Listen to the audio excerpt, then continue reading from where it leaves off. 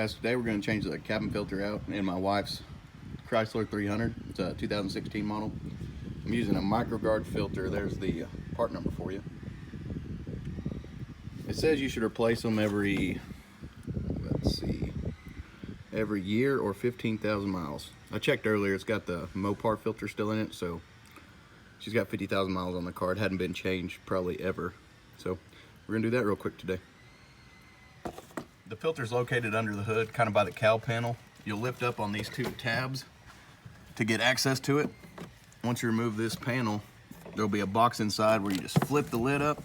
The filter comes right out. You can see how dirty it is inside all those pleats.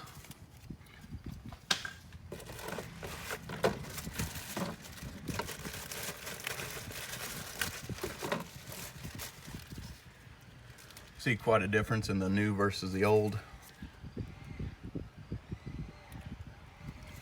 Gives you an airflow, arrows, which way you need to go with it.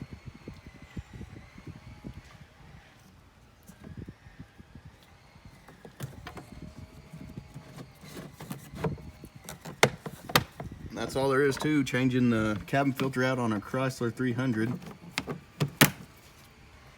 Until next time, guys.